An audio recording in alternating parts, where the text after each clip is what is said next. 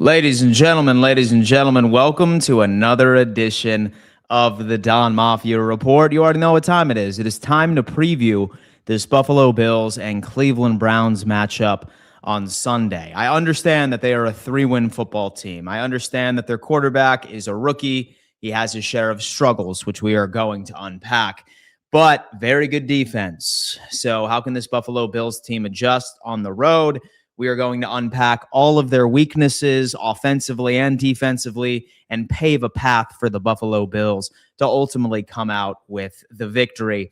If you guys are new here, my name is Dan Mitchell. I am the #1 content creator on the internet for the Buffalo Bills, which is a great feat. I could thank all of that toward you guys. You guys helped me sort of achieve that. I'm live Monday through Friday at 10:30 a.m. EST. If you can, do me a favor, hit that thumbs up sign, subscribe to the channel immediately, and roll call yourselves in the chat. Let me know where you are tuning in from, folks. Always curious to see how far Bills Mafia truly extends. Do not be a lurker. Let me know where you are tuning in from. Man, this is a beautiful thing. Let's go on ahead. Let's get into some of our proud partners before we tap in with where everyone is tuning in from. A giant shout out to William Mattar, folks. William Mattar is the #1 car accident attorney on the face of the planet in Western New York. Say, for example, that you were ever hurt in a car, you have to call William Mattar. It's something I wouldn't wish on my worst enemy, but in case it does happen to you, make sure that you have this phone number on the screen memorized. Shout out to William Mattar for being a proud partner here. Also need to give a giant shout out to the official beer partner of the Don Mafia Report, and that just so happens to be Garage Beer, folks. It is beer tasting beer. Next time you're at the grocery store and you walk across the beer aisle and see the Garage Beer case staring at you, give it a try. I promise you will not regret it. And last but not least, a giant shout out to our good friends over on Sleeper, the #1 player prop platform on the market today. Signing up, you get a free $20, okay? You could put it toward your first parlay for Thursday Night Football, the Seattle Seahawks, and the San Francisco 49ers. I appreciate each and every single one of you. And without further ado, let's go on ahead and get into business. First off, I want to see where everyone is tapping in from as I get my visuals lined up and ready to go. Let's see where everyone's tapping in from here, man. Sup, Dan? Go Bills. Victor, what's going on, man? Good morning. Woozy, what's going on with you, my friend? I hope all is well here. Kentucky is in the building. Good morning. Good morning, Dan, from Washington, D.C. Dragon Dude, what's going on? I hope all is well. Midtown Atlanta is in the building. Jacksonville, Florida. El Paso, Texas. London, United Kingdom. Buffalo, Snowy. What's up, man? Good afternoon to you, my friend. Plant City, Florida. Hector Green, what's going on? Fort Lauderdale is in the building. Pennsylvania. Hi, Dan, from Harrisburg, Pennsylvania. Chattanooga, working in the cold rain. Spidey, I really hope you're staying warm out there, man. Hopefully your Christmas vacation is right around the corner. Salem, Virginia is in the building. Jonas Burris. Hi, Spidey, stay dry. Washington, D.C. is in the building. Connecticut is here. Go Bills from New Mexico. All across the United States, man. This is an incredible way to start off my morning. Again, I ask each and every single one of you right now, hit that thumbs up sign. Currently where it stands, we're looking at 69 of you on YouTube. We have to make sure 69 like buttons are hit so we can propel this out because we have a lot of things to discuss when it comes into this Bills and the Browns matchup. I want to start off with Shedeur Sanders. We all know, right, that Shedeur Sanders is a very polarizing type player, okay? It's not Cleveland Browns fans. It is a lot of Deion Sanders fans that have really wanted this young man to succeed. And he's had one game where he looked pretty good. That was against the Las Vegas Raiders. I believe he's flirting with about 1,000 yards after only starting 4 games so far. But you know me. On this channel, we don't focus on Madden stats, is what I like to call them, or box score stats. We like to look at how this quarterback is consistently and situationally. And I got to tell you what, this is what I am seeing from Shedeur Sanders. And we're ultimately going to build a game plan on how this Bills secondary can attack him. However, based off of Shedeur Sanders, and just to make it fair, I did only run these numbers from week 12 to week 15 That is the sample size of which he has played already. He is 32nd in EPA, that is last in the NFL. He is 32nd in EPA per dropback, that is last in the NFL. DVOA, he is minus 15.4%, that is 21st in the NFL. As you guys know, the difference between EPA and DVOA is that DVOA also accounts for strength of opponent, or how an average player would be playing against that quality of opponent that he is seeing. So he's slightly better than his EPA metrics suggest, but still an average rookie, if you were to ask me. His red zone completion rate is at 55.6%. That is 18th in the NFL. His turnover-worthy throw rate, dead last in the NFL, 5.7%. All right, something to watch out for. Hopefully our secondary can generate a couple of turnovers on this team, because their defense presents even more challenges for us. Yards after the catch, this is where he makes his money, folks. His wide receivers and or playmakers are accounting for 543 yards after the catch. So have to make our tackles for the Bills. Versus man coverage, he's pretty good. Now, granted, not a lot of a sample size here. He's 7th out of 37 that are qualified to be within this week 12 through 15 metric. But why I think he's so good against man coverage is I believe there was a total of 12, 13 snaps when defenses ran man, but then defenses ultimately ended up figuring out that he is awful against zone coverage. And that's not much of a surprise when it comes into rookie quarterbacks. Very oftentimes they get confused with coverage looks. However, he is awful against zone coverage. He has a hard time making the correct read. He gets confused very often. So something to keep in the back of your mind as far as this Buffalo Bills defense is planning on attacking him. Let's see. Motion rate. He does not utilize a lot of motion, or Stefanski does not, while Shedeur is the quarterback. First read rate. I got to give it to him. He doesn't particularly go to his first read all the time. Okay. He is dead last in the NFL for hitting his first read. That's at least a good sign. And so I hate a first read merchant, as many of you are aware. Second read rate. He's sitting at 23rd in the NFL. Deep throw rate, 15.6%. He likes to air it downfield. He does. 7th in the NFL through the past 4 weeks. Play action, not a lot of play action, surprisingly enough. It's a decent run game over there, at least Madden stats speaking. Check down rate, 9th in the NFL, 14.4% of the time he is going to his check down. His average depth of target is 8 yards. That is 19th. And his completion rate when pressured, 38.5% completion percentage when pressured, and 41.4% completion percentage when he is blitzed. I'm not shocked when I see this.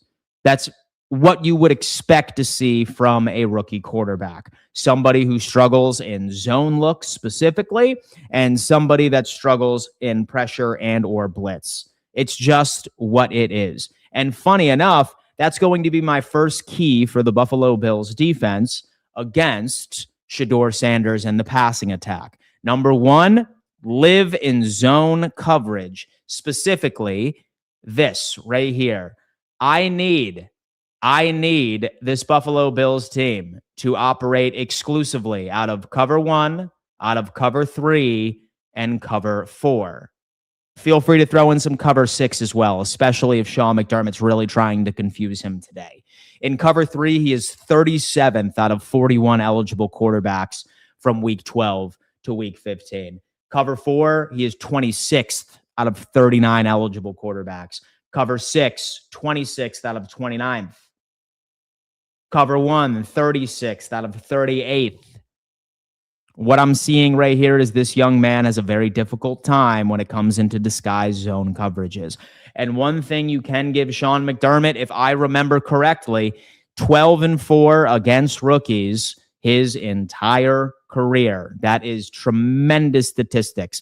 I also want to say that Sean McDermott is generating nearly double the amount of interceptions against rookie quarterbacks than they have touchdowns against his defenses. So if history repeats itself or this trend continues, the Buffalo Bills secondary, in my opinion, should have a wonderful day against Shedeur Sanders.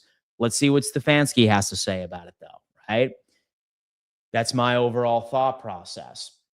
Followed by that, we need to go into the Browns run game. What can we anticipate from these guys? Now, surprisingly enough, Quinshon Judkins has looked, I'd say, relatively well, right? He's looked good from a Madden stat perspective, from a box score stat perspective. He's been looking pretty damn good.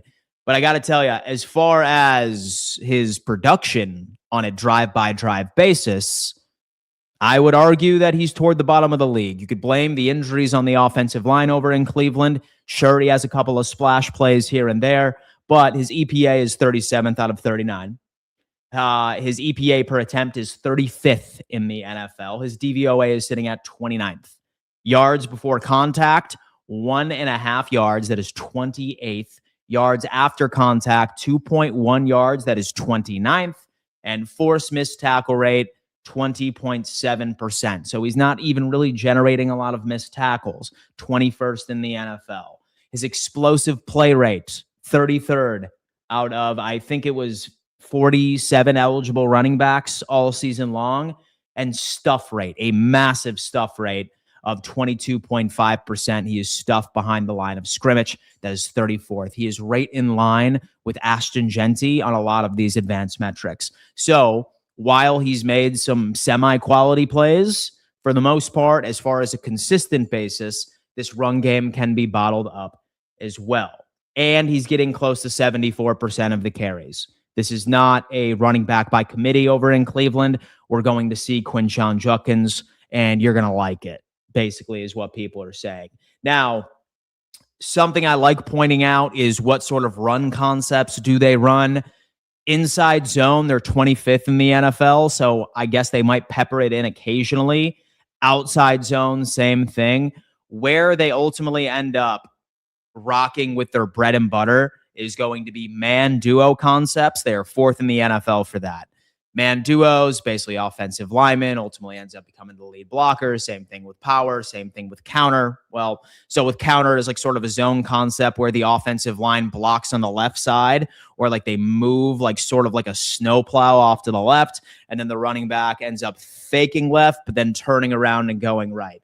That's about 10th in the NFL as well. So power rate, man duo, you are looking at 29% of the time man duo, 10.9% of the time is power rate, and 4.7% of the time is the counter. So my thought process is this. Probably one of the best ways that you could limit this is you're going off against the quarterback who indeed is a true rookie here, right? So I would be fine with running predominantly base defense. I really would, right? Because you're still able to run those zone concepts out of base defense by itself. Make your tackles. He's not getting a lot of yards before contact. He's not getting a lot of yards after contact. Don't be shy of zone blitzing as well. Some run blitz schemes, one of the two.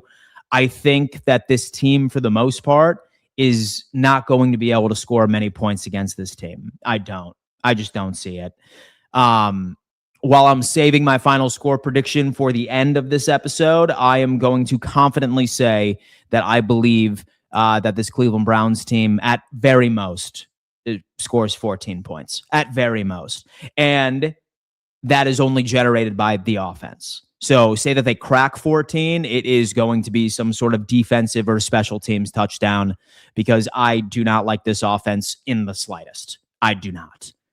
And I think that our defense does get a lot of shit, like for the most part, but you can't take it away that secondary is typically pretty locked down, especially in the second half, and run defense is lights out in the second half as well. So those are my overall keys for the offensive side of the football thus far. Let's see. I'm excited for the Super Bowl, but nervous. Bills never won a road game. 0-4. I am excited for the Bills, but nervous. The Bills never won a road game. The only road games we have lost in the playoffs have been against the Kansas City Chiefs. So if that, say that you're looking for something to console you, then do what you can. Then do what you can and just know that it was only the Kansas City Chiefs who have sent us home on the road. So we could just say that. There's no Kansas City Chiefs anymore. Ski Zoodubs is coming in. Good morning. What up, Ski? How you doing? That and Houston also did in 2019. I'm not sure if we're going to really put that like into the equation. It don't matter how they looked before us. They will do better at most teams do versus our defense. Our defense really isn't as bad as the mainstream media likes to tell you that it is. It's really not as bad. I'm fine with Garrett getting his number as long as we come out winning and Josh doesn't get injured. I'm good to trade on that. I totally agree. And someone said Dan Texans. Yeah, I did correct myself. 2019 Houston, but I think it's pretty safe to say that both teams are certainly different as from a coaching perspective, front office perspective over in Houston, like key personnel. Chiefs typically. That is not the Bills' loss, and the Bills' first ever playoff game is in Houston. I corrected myself. Some of y'all, I feel like you just watched just to hop on an opportunity of correcting me. I love it. One of the road losses was the 13-second game. Indeed. One of the road losses was the 13-second game as well. All right, moving on. Let's go ahead and get into this defense because I think that they look kind of scary to me, right? But I have a couple of strategic ways to look at this defense and how I think that we could run the football against them and how I think that we can pass against them as well.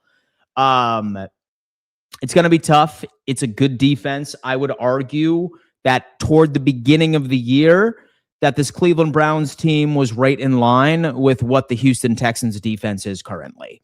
They are a very good team, a very good one, if that. Here, first off, let me go on ahead and give my buddy Cold Front the StreamYard link so he could hop in here after I get done with this defensive preview. But let's lock in. Okay. So the defense is the defense, right? It's a solid secondary. It's a very good run defense, although that they have been struggling for the past 3 weeks. I'm not sure if this team is all but, bought out on the whole vision of Cleveland doing anything like specifically. However, collectively, starting off with the secondary, they are 8th in the NFL for EPA. They are 7th in EPA per dropback. They are 10th in the NFL for DVOA. So still a pretty quality and sound defense. Red zone completion rate, it's 56%. That's 15th. So you do see a slight drop off in red zone efficiency, something to consider. Yards after the catch allowed, 1,329 yards. So that's the 9th best as far as it's concerned. One thing that's really going to rock your socks here, guys, all right? And then I'll save this for later. Did you know that the Buffalo Bills are currently the last team in the league or the first team in the league for preventing yards after the catch? Look at that, man. Funny things of how the Buffalo Bills are ultimately your go-to.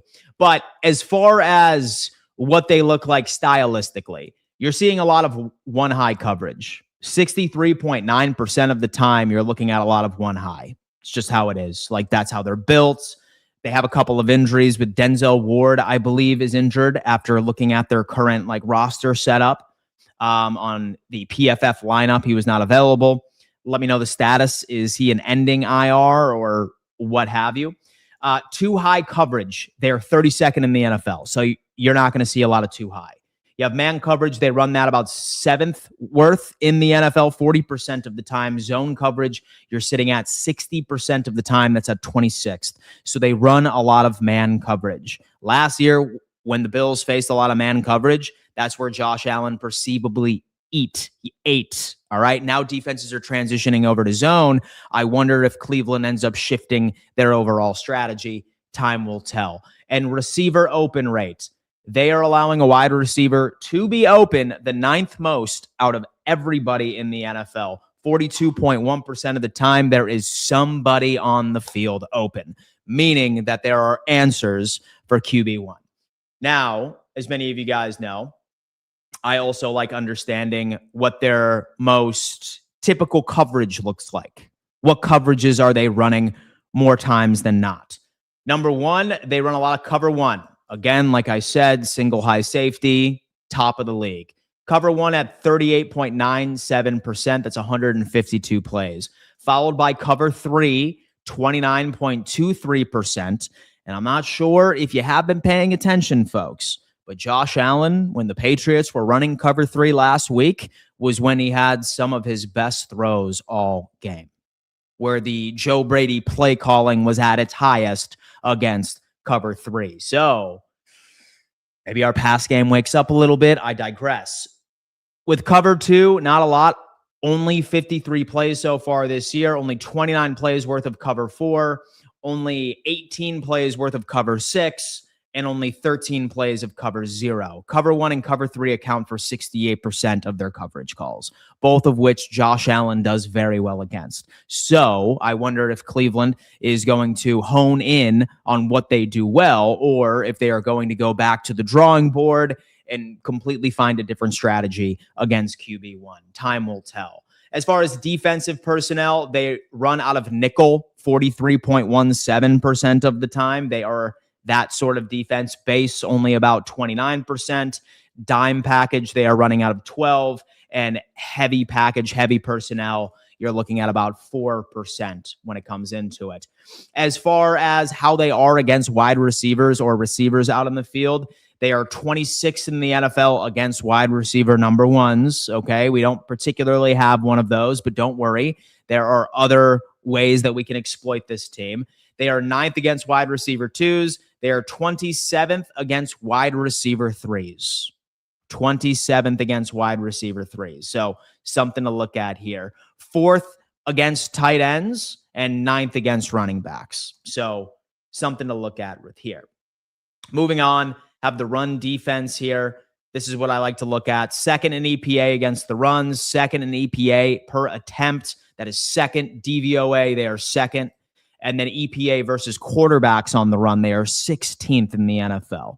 So how are we going to run the football against the Cleveland Browns?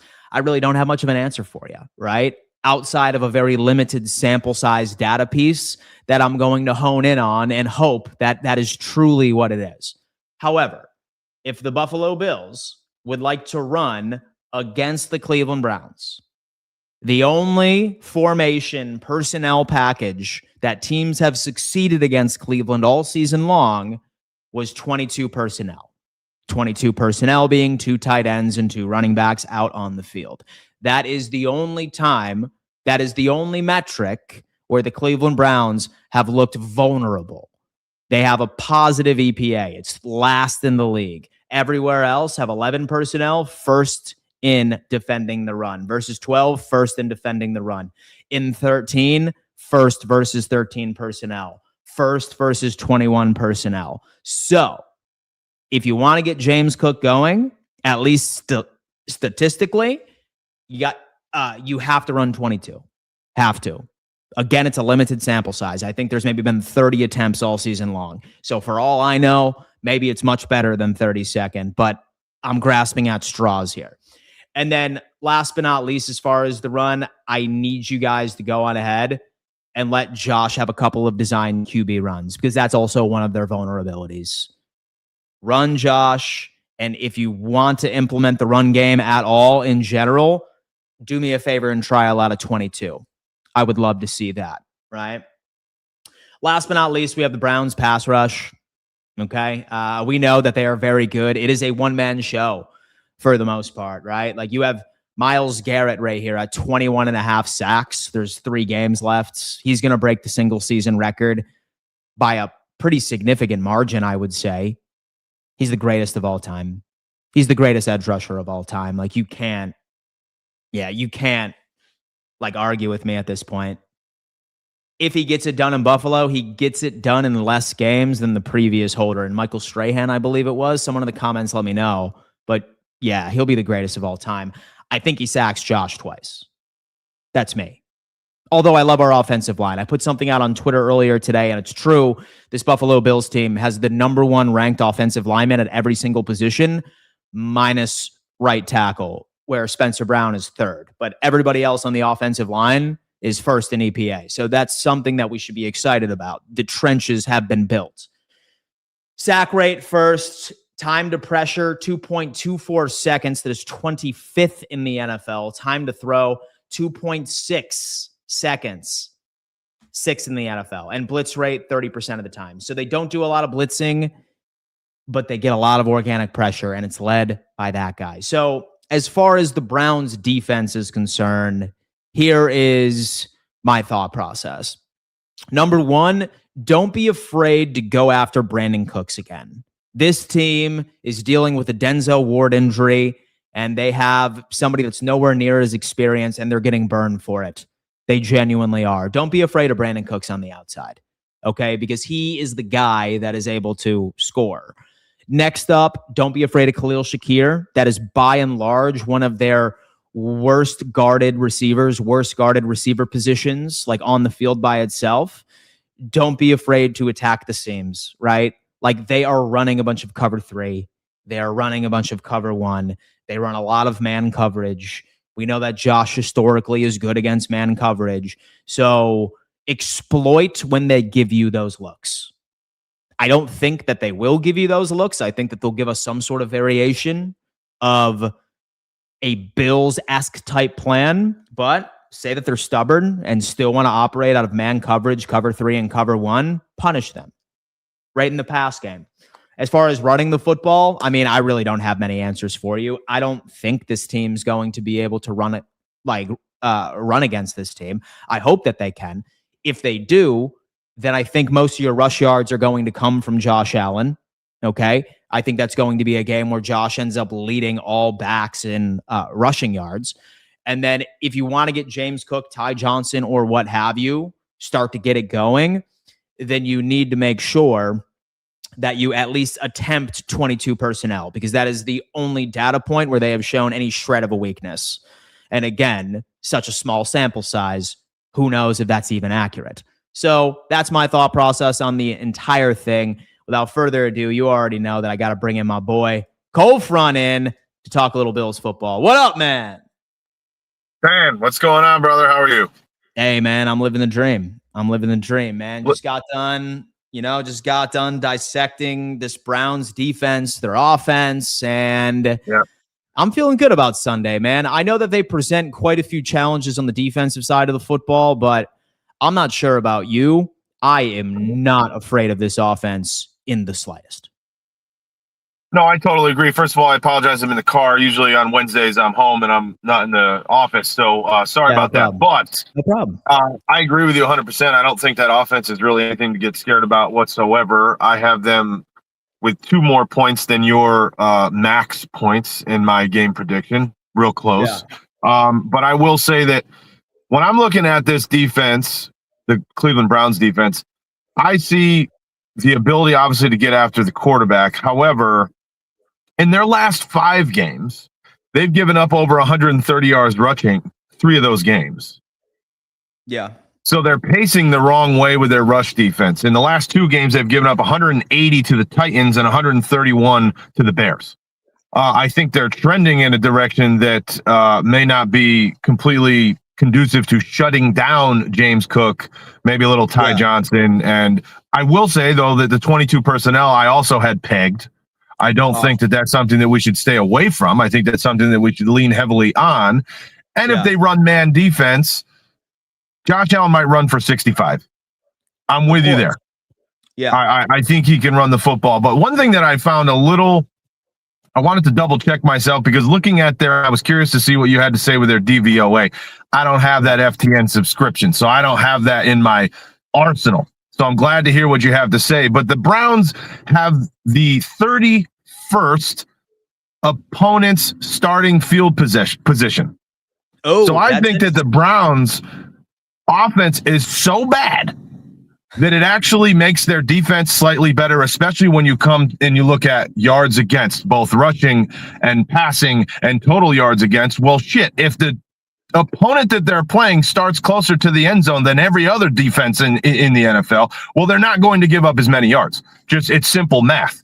And that is about 7 to 8 yards more closer for that opposing offense than the number 1 team in the NFL. They're 31st.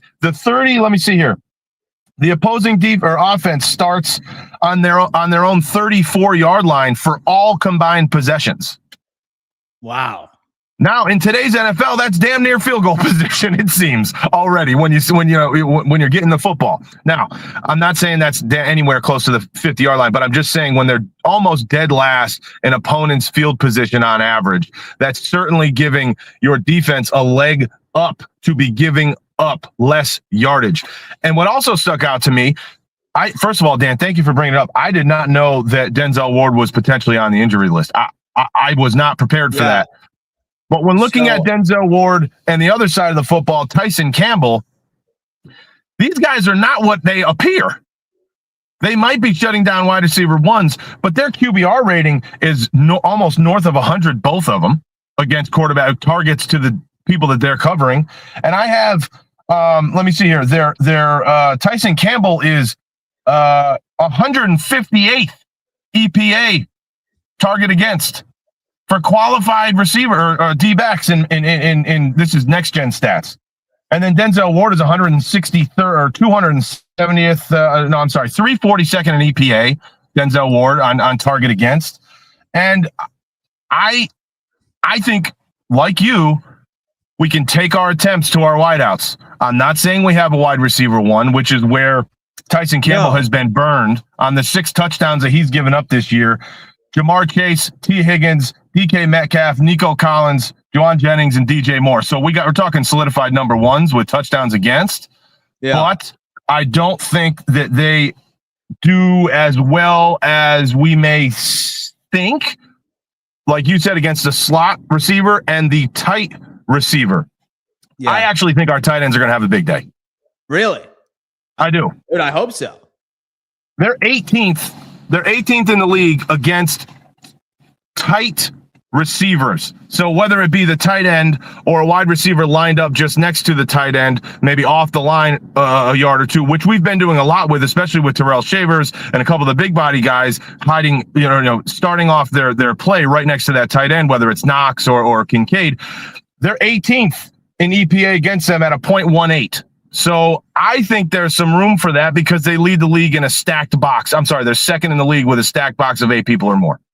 Yep. I think that opens up Dalton Kincaid. You want to put a linebacker on Dalton Kincaid, and even now, more so than the beginning of the year against Dawson Knox, please do it. Yeah. Please do it. And so I think we have room there. I'm a big fan of Schwechsinger. I'm a big fan of Schwechsinger, as a prospect, but yeah, most definitely. I would take that matchup any day of the week. I really would. I did see an article. It's saying that Denzel Ward feeling really good and says he plans to play, or says plan is to play versus Bills. We've seen this before where a player comes out and suggests that he's going to play. We'll see if Cleveland pulls the trigger. But I still think, based off of everything that we pulled, we're still going to see some similar trends as into how attack this team offensively. From what you're seeing on their run game, right? Yeah. As you mentioned, they have been giving up close to 130 yards on the ground. What have you noticed that's been different stylistically, like as into why all of a sudden that it's just not working for them anymore? Is it quality of personnel they're going up against? Is it dealing with specific injuries? Are they trying new run fits? Like, what are you seeing? So I don't necessarily know if it's an injury thing. And this might not be analytical as much as I usually am. I think the Cleveland Browns are in an area to where they give Shador the keys, if you will. What is this? 3 or 4 weeks ago. Yeah. They know they're not going anywhere this year. They're trying new things out. And I think what's going on is they're just attempting to figure out who they are and who their identity is. They assume that they were locking down the pass offenses in their opposition, and I don't think that worked so well to where now they're shoving the box even more. And quite honestly, I don't think that they're filling their lanes on defense. I think they're a little bit undisciplined, which is allowing more yard after contact that was in the beginning of the season. That's my opinion when I watch some film. They're not disciplined enough, or as they were. And keep in mind now, you have Myles Garrett, who, call it what it is, the man stayed in Cleveland for, whatever he's making. I forget the contract off the top of my head, tens of millions of dollars. Does Myles Garrett really care to win football games, or is he trying to break a record now? If you have a defensive end who is by far the best, in my opinion, I agree with you, Dan, the best edge rusher probably of all time. Yeah. Is he concerned with stopping the run? He is so good. If he takes wide lanes, which he generally will swing wide, whether he rips across back into that C gap or spins, this is creating big gaps. And if their linebackers don't step up into those gaps, you are able to run the football when you have an edge rusher that's so powerful taking a wide angle. I think that they're not playing disciplined enough. And I mean, listen, if the Tennessee Titans run for 181 yards on 33 carries, which is 5.5 yards a clip, something's up there. Mm-hmm. Something is going on. So I see that they're not staying disciplined quite enough, or as they should be. Does this bode well for the type of running back that James Cook is? I don't think James Cook is running for 120 today or Sunday. No, I really don't. We've been so doing so well at that duo zone run, or that man duo with the double team of the tackles and allowing some reading by James Cook. There was a couple runs last week that he was flat-footed, almost in the pocket. He's just waiting. He's patient for that zone, reading what the linebackers do and cutting against them. With an 8-man box, that's hard to do, to find that sliver if they have that many people in the box. So I don't think he's going to run for 120. But if they wanted to, I think combined, we can put up 120 to 150 yards on the ground. I really do. But I don't think that's going to be the game plan, if I'm being honest. I think it's quick throws. I think it's hitting receivers 5 to 7 to 10 yards downfield, get the ball out. I don't think the Bills want Myles Garrett to break that record this week. And I think it means something to them. No, not at all, man. Just go on ahead. Just look, worst case scenario, he has one or something after we have a 2-score lead. Take it. Yeah, man. right. Cool. Yeah, fine. You're good to go. And hopefully it's on Mitchell Trubisky and not on Josh Allen. You know what I mean? Right. Yeah, absolutely. Hopefully it's on Mitchie Biscuits by the fourth quarter when Buffalo has a pretty sound lead. And exactly. We're just exactly right.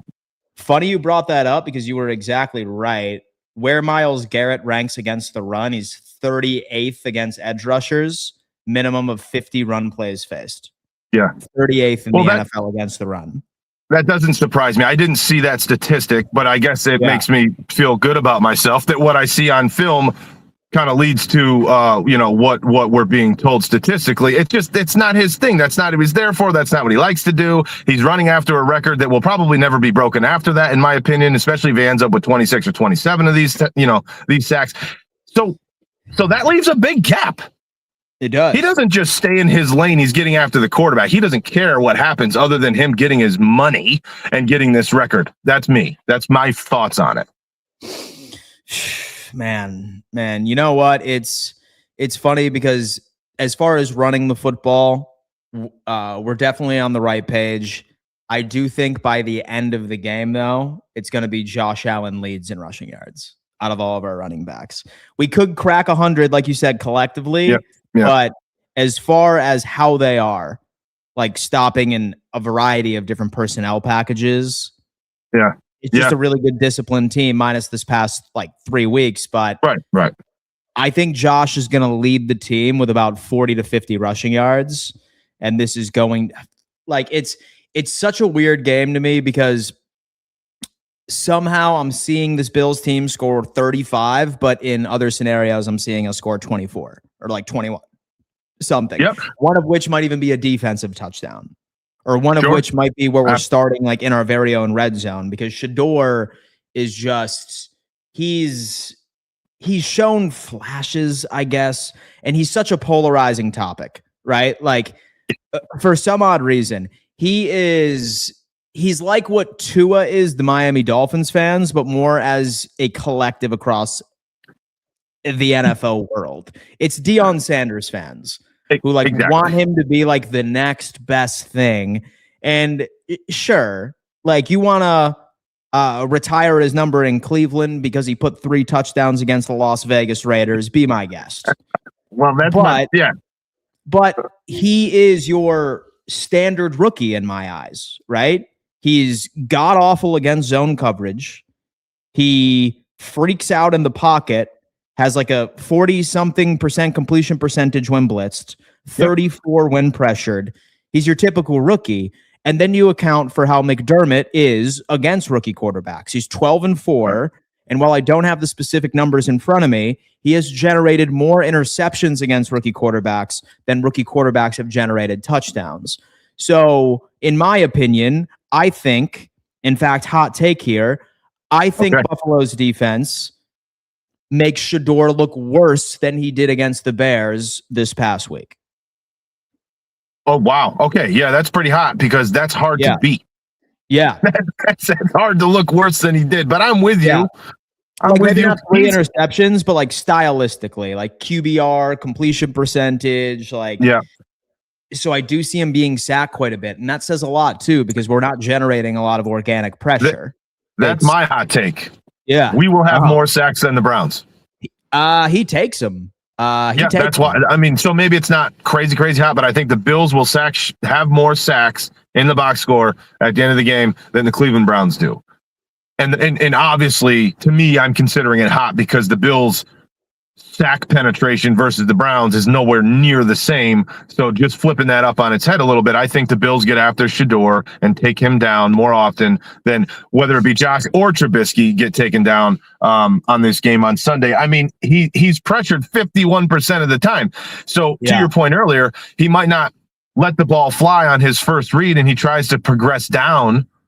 But it's not working. I mean, he's polarizing because of his family name, and that is it. Yeah. I was listening to you in, I think it was your roundtable with TD down, the Dolphins guy. I know. I don't know what's going on in his. I mean, he seems like a great dude. Don't get me wrong. But what in the world is his infatuation with Shador Sanders? He hasn't proved anything, and he hasn't shown. I mean, okay, one game of glimpse of being halfway decent, but I'm not bought in. I, with you, think that there might be a chance that the Buffalo Bills defense score more points than the Browns offense, and I mean that. I mean, I won't go as far as calling that a hot take, but I think that's certainly a possibility. And again, like I said in the beginning, the Browns offense is so bad that it makes their defense better. Yeah, and I mean that. Yeah. We would need to really piss down our leg too, because people are really high on Quinshon Judkins, like maybe off of a couple of like spry plays here and there, but he's right in line. He's right in line collectively. Like most people, like when watching football, like they only walk away from a game with 4 to 5 plays top of mind. Yes. And oftentimes those same 4 to 5 plays stay top of mind so long that they categorize that player as either great, mid, or bad. And they don't look at everything else. And where Quinshon Judkins is he's right in line with the same season as Ashton Genty. Smaller sample size, obviously, but he's not that effective. He's not that effective. Like, he's I think he's inching toward 1,000 yards right now. Like he's doing his thing. I see him at 805. Yeah, he's stuffed more than any running back in the NFL by a significant margin. Right. Not a lot of yards after contact, not a lot of yards before contact. We could blame the offensive line for it, but this is also a game where my expectations for this Bills run defense are at an all-time high as well, because we're only seeing Quinshon Judkins here. Like, we're only seeing him. We know what they like to run. They love running man duo concepts. So I expect this Buffalo Bills team to run a lot of base coverage. Yeah. A lot. You have to. Between Sanders, Ogunjobi, and Dion, they just need to take those double teams against that duo concept, stay in their lanes, do their what they call 111. Don't get pushed one way or the other. Thompson, Milano, Williams have to then fill the gaps and just stay in your lanes. And if you can do that, you'll be just fine against this kid because he's at 3.6 yards a carry for the year. Yeah. Get him into 3rd and 6, at 3rd and 7, 3rd and 8, 3rd and 5 even. Don't let him be in 3rd and don't ahead of the chains. 3rd and 2, 3rd and 3 are no good. If you stuff those runs, I'm going to put my money on the Bills defense against Shador Sanders.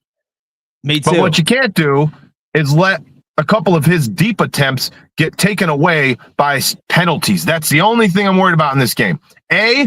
Our defense laying an egg in the first half like we have, and letting a team like the Browns, who have nothing to lose, nothing to play for, other than Myles Garrett getting his record, giving them some energy in Cleveland, which we will be there, by the way. The family's going.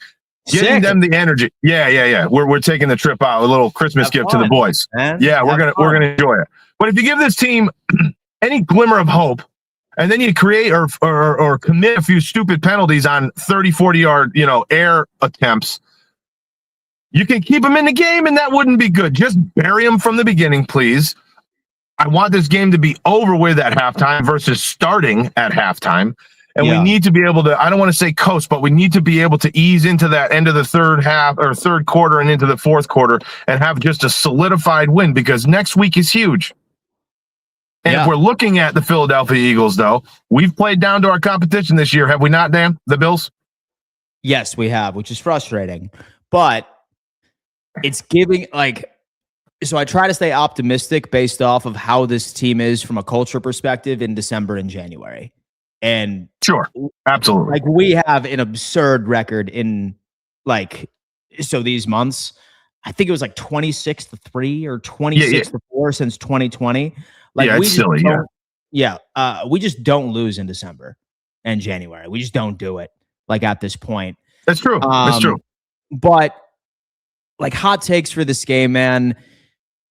It could be a game in my eyes where we could see Buffalo score 24, hold the Browns to about 9, and also QB1 doesn't surpass 150 yards passing.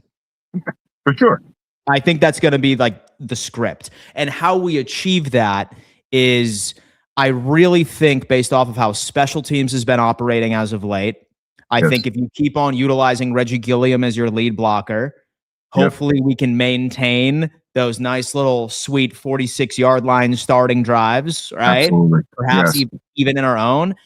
And then I do think that we are going to generate a couple of turnovers from Shador that's going to put us in plus territory. Yep. And then that's the script for me. Get out of this game. I don't need Cook to go off for 200 on the ground. I don't need Josh Allen to go out there and throw for over 300. I really want to see this from our defense in putting us in prime positions, and we just walk away with the W at this point. I also would prefer not much of a heart attack / a high blood pressure game either. I'm done with those. Yeah. I mean, I'm over it. And they're not over. I'm absolutely over it. I'm freaking out all game. Yeah, no, I'm over those games. Play-by-play, man. I saw your live play-by-play, man. Yeah. Losing my cool. Yeah, we tried that the other day with my boy. He's like, let's just do one of these things that these guys do. I'm like, sure, all right, go get the stuff, set it up. It was fun. It was a lot of fun. I agree with you. The Browns are known for dragging games out into these non-sexy, not fun to watch football games. A lot of defense, a lot of 3-and-outs, a lot of punts, a lot of this and that. I'm okay with it. But like you said, just get out of there with a win. And sometimes the dirty stuff, the special teams, getting a timely turnover or two, starting with short field position, which the Browns give up, as I alluded to, more than anybody except for the Raiders, by the way, who are only 1/10 of a yard behind them. So it's basically the same, basically the last in the league. My hot take again is we're going to get after Shador. We're going to sack him more than we're sacked than sacks that we allow. My score prediction was 28-16. I think that they kick 3 field goals and then they go for 2 towards the end of the game on a touchdown that they give up and they don't get it. So they're going to end up with 16 points. I'm sorry, 15 points. 28-15. 28-15. Yes, sir. Dude.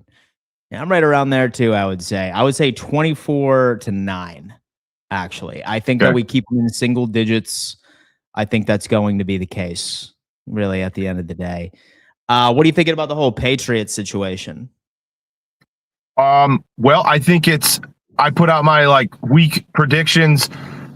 The fact that Vegas hates the Patriots, it's kind of comical. You got a 7-7 team against an 11-3 team in week 16. And that 500 football team is a 3-point favorite going against the Patriots, who last week before the Bills game had the MVP, had the easiest path to the Super Bowl, and they were second or third in Super Bowl odds. And now all of a sudden they're not favored against a 500 team. I think that's very telling. I think Drake May is a legitimate quarterback. Please don't take anything that I say, anybody on here saying that he's bad or he's no good. He's going to be very good. And quite honestly, I wish that he wasn't in the AFC East because he's going to have many years of solid play. He's not proven anything to me just yet. When it comes down to it, he's got to perform. He's got to perform. He's got to come back and bring his team, put it on his back when he's losing at one time. So some Pats fans were mad at me about a tweet that I put out yesterday. And first off, I think a lot of them just got overly sensitive because I did acknowledge the fact that he's only been playing for 2 years. And last year, his team was awful. And it was awful coached and everything. But he's 0-13 when trailing in the fourth quarter. Like, that's a real thing. He is 0-13 when trailing in the fourth quarter. Some people say, oh, Dan, what about the Bills game in week 5? That was a game-winning drive. That was not trailing in the fourth quarter. Some might say the Dolphins game earlier in the season, that was a punt or a kick return to take the lead in the fourth quarter. That is not credited to him. That's not his. No. Yeah, that is not him. So he is currently 0-13 when trailing in the fourth quarter, which I believe he has it in him. And so I believe he's going to get it done immediately or like one day. But I think that if I'm a Patriots fan, I'm looking at that and I'm saying, does QB1 have a clutch gene in him or does he not? Right. And that's as big as anything. You're not going to run the ball for 250 yards against the Texans. You're not going to run the football for 250 against the Broncos. Now, you did against the Bills. And fortunately, the Bills have other means of scoring 30 points against anybody on any given Sunday, when the other teams might not. You're just not going to do that. And if you rely on, he didn't do anything. He had a decent day, week 5 against the Bills too. But did Drake May win that football game against the Bills? I'm sorry, he didn't in week 5. We turned the ball over 3 times. Yeah. Drake May didn't just dissect. Now, again, I feel bad because I actually like the kid and I think he's going to be a good player. But I haven't seen it yet. We'll see. I think they're a good team. I think it's only a matter of time, maybe another 20 minutes. Here's a hot take. Stefan Diggs is going to want out real quick because he doesn't get more than 3 or 4 receptions a week anymore. He's not going to like that. Oh, yeah, dude. He's going to go on a podcast tour this offseason. I'm telling you. And it might be right before the playoffs. It's only a matter of time with that guy. I'm telling you. I can't wait for the cryptic tweets from Stefan Diggs to start. Exactly. I don't think he's had more than 4 catches in 4 or 5 weeks. That's not good enough for him. No. He will not accept that. When Mac Hollins leads your team in receiving, which he did obviously against the Bills, Stefan Diggs is not going to be happy. I'm sorry. So it's only a matter of time there. It's only going to be that. Someone says bring back Diggs. No, I'm good. No, I'm sorry. Good, he's man. No. His pass. That was a problem. It was a problem. Great show. You were wrong. Drake is 1-12 when trailing in the fourth. 0.08. The date was September 14th, 25. You may ask AI or go watch the fourth. This makes Drake MVP this year. He's 1-3. That was not no. So that's a game-winning drive. That is not a fourth quarter comeback. A fourth quarter comeback, you must be trailing. In the fourth quarter of the Bills game, week 5, that right there was a game-winning drive because the game was tied. And if you're referring to the Dolphins game earlier, that lead changed based off of a punt or a kick return from a Patriots special teamer. That is not credited to him. No.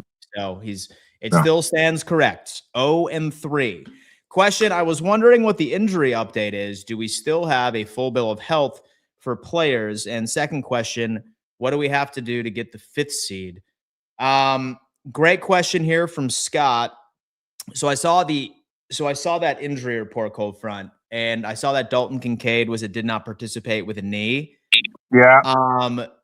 I'm feeling okay about it because Wednesday practices are typically walkthroughs. So there's no pads or anything. So I don't want to get people excited by saying I think that this is just some extra rest for him since there's no contact in this practice anyway. But then again, like with all the injuries that we have been sustaining during practice, right? I don't want to speak too soon either. Yeah. So I feel like we're okay. It sounds like Benford was limited yesterday. It sounds like Bernard was limited yesterday. Yes. I'm not sure about you, but I just don't want to take Shaq Thompson off the field. I'm fine if Bernard is still out. I'd rather keep Shaq Thompson out there. Especially this week. I know. Yeah, especially this week. And Philly. And Philly. And Philly. I'm with you there.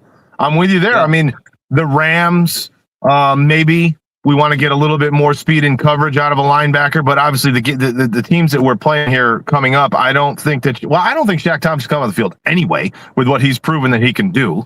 And Bernard is more, in my opinion, more of a coverage guy. And when he's limited with his moving abilities, well, then he's not even playing the way that he, what his better suits are. So I would just assume keep him off the field. I hate to say that, but I'd assume keep him off the field. Benford, I'm with keeping him healthy too. Like if he needs another week, give him another week. Yeah. Give Benford another week. Now, go ahead.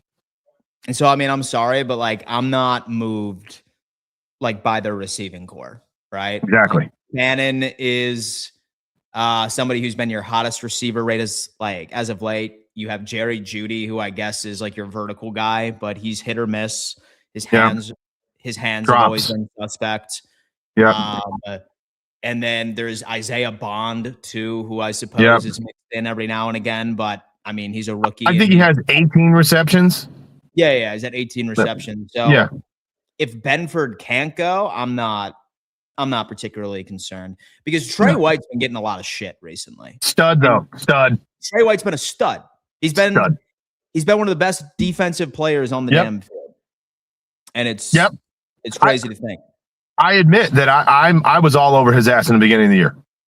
Yeah, I was one of them. Me too. I was one of them. Too. But what was it, week 6? Like right after the Patriots game, he just turned into a different human being. Yeah. Different football player, I should say. And no looking back for him. So I am also confident that if we run with Hairston and Trey White and the safety combination, even with the Cam Lewis, the Hancock, Bishop, Hoyer, I think we can we'll be okay. We should be okay. Even with what we have. Kincaid is a little scary because the hamstring seemed to have dropped off completely now. So that's not showing up on any injury report whatsoever. So now it's full-blown knee, which started last year, right? Mm-hmm. And I don't know. He looked fine. I was worried that if there was a chance of re-injury that it would have happened in Orchard Park against the Bengals with the snow and the slippery conditions. But when he came out of that healthy, I was saying to myself, okay, he must be good to go. Maybe that was more precautionary. But to see him here, you're right. I'm hoping it was just Wednesday. We'll have to look and see what happens for this afternoon when this report comes out and whatever McDermott tells us, post-practice. But I think that I'm with you. If I had to bet on that, it would be more precautionary and because it's a Wednesday.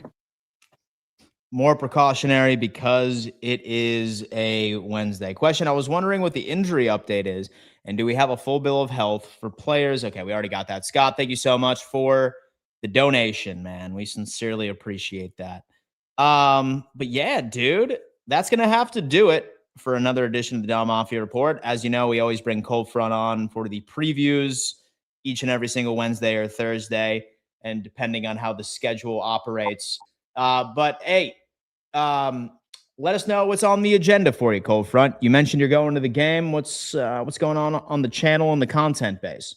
Yeah, headed to Cleveland this weekend. We're in the Finger Lakes, central New York, only a few hours east of Buffalo, so it's not too bad of a trip out to Cleveland. But as far as Cold Front goes, we're just, we're new to this. We're just having some fun. If I could plug myself, go find us, Cold Front Buffalo, YouTube, TikTok. I think Cold Front Reel on X and Twitter.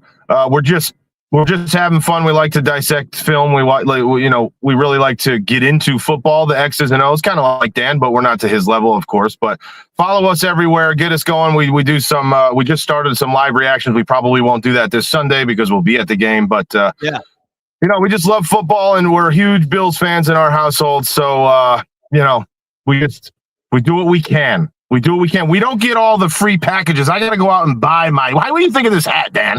You like this hat? I'm a hat freak. I'm a hat freak. I played minor league baseball, college and minor league baseball, and I just became a hat guy. You know how people have like real big shoe obsessions? I'm not that guy.